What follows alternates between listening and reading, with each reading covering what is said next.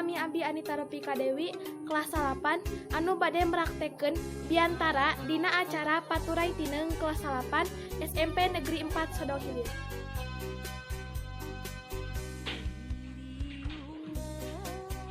Bismillahirrahmanirrahim. Assalamualaikum warahmatullahi wabarakatuh. Waalaikumsalam warahmatullahi wabarakatuh. Puji sinaran syukur urang panjatkeun ka Gusti anu Maha Gopur, anu Maha Welas tur Maha Asih. Salawat sinaran kasalamatan mugia dilelerkeun ka junjunan urang sadayana Kanjeng Nabi Muhammad Sallallahu alaihi wasallam. Puja samantena anu parantos masihan fatwa ka urang sadaya nugi katerang mana anu hak sareng mana anu batil. Mugia urang sadayana kalebet jalmi anu taat kana ajaran mantena. Langkung dipayun simkuring sejang ngahaturkeun nuhun ka Panata Calagara anu parantos masihan waktos ka simkuring kanggo sasanggem dina ieu acara. Ibu kepala sakola miwah Bapak Ibu guru sareng sesepuh anu aya di tempat ieu anu kusimkuring dipika hormat sakumna rerencangan sareng adik kelas anu kusimkuring dibanggakeun. Dina waktos ieu urang ngempel teh nyaeta dina raraga Paturai Tineng kelas 8 SMP Negeri 4 Sodong Hilir. Tehilap abdi ngawakilan rerencangan sadayana pikeun ngahaturkeun sewu nuhun kabingah ka Bapak Ibu guru anu parantos ngajarkeun ka abdi sadaya loba hal.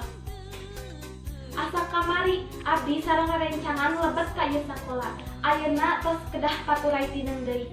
Nyaeta berkat jasa-jasa sareng pangabdian Bapak Ibu guru anu parantos ngabimbing sareng ngadidik abdi sadaya kalayan penuh katekunan, katawakelan sareng kasabaran.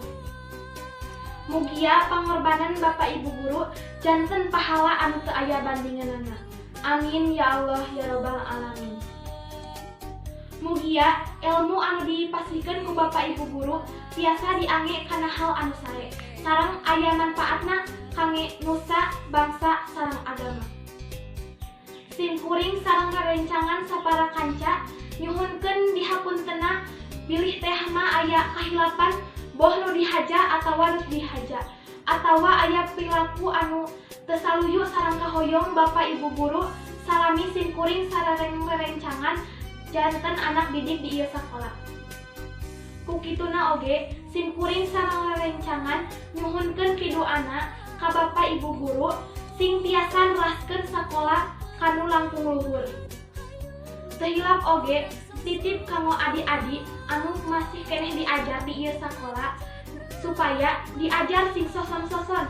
Lamun bae mah tinggalin diajar pasti bakal tinggalin dina sagalana. Perpisahan teh sanes akhir tina sagalana. Ulah nubika mutuskeun tali silaturahmi sareng duduluran urang sadayana. Tapi jadikeun mangrupa proses nyapai cita-cita anu leuwih luhur. Rupina sakitu wae cariosan ti abdi, mudah-mudahan aya manfaatna kangge urang sadayana. Saninten buah saninten dipilih di parapatan, hapunten abdi hapunten bilih aya kalepatan. Wabillahi taufiq wal hidayah. Wassalamualaikum warahmatullahi wabarakatuh. Sakitu wae anu tiasa sim abdi dugikeun, hapunten bilih aya kalepatan boh dina caritaan atawa perilaku. Wabillahi taufiq wal hidayah. Wassalamualaikum warahmatullahi wabarakatuh.